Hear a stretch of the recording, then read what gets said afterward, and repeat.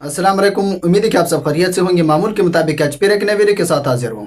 आज की वीडियो में हम एक्सप्लेन करेंगे 5th क्लास का साइंस, जो कि चैप्टर नंबर 1 और टॉपिक है मोलस्कस। यह भी इनवर्टिब्रेट की कैटेगरीज में शामिल है। मोलस्कस क्या चीज़ है? They are soft bodied animals.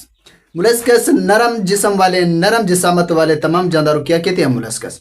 और ये कहाँ पर रहती है? ज़्यादातर ये समुद्रों, झीलों, दरियाओं में रहती हैं। और बाज़ जो मोलस्कस है वो आज़ादाना तौर पर एक जगह से दूसरी जगह हरकत करती हैं, इधर उधर चलती है।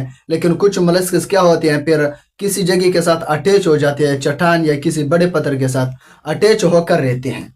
और इसके अलावा body of some molluscs is covered with a shell. कुछ ऐसे मोलस्कस है जिनके बॉडी एक शेल से ढकी होती है, उसके इर्द गिर्द थे होती है, एक लेयर होती है, प्रोटेक्टिव शेल। जैसा कि उसकी एग्जांपल सनाइल एंड ऑयस्टर है। जबकि कुछ ऐसे मोलस्कस है जिनके बॉडी के इर्द गिर्द वो प्रोटेक्टिव शेल नहीं होता।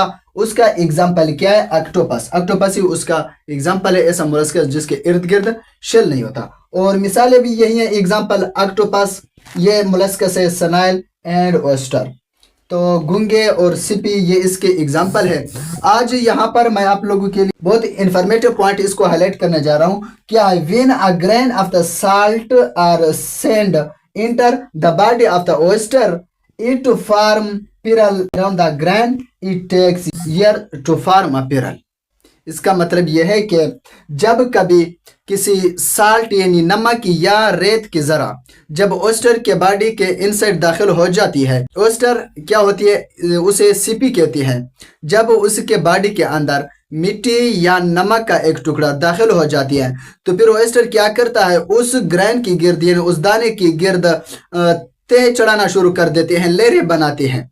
तो वो तह चढ़ते बनते बनते बहुत कई सालों बाद एक कीमती मोती बन जाती है। वो एक कुदरती मोती में तब्दील हो जाती है जो बहुत हाईली कीमत की होती है।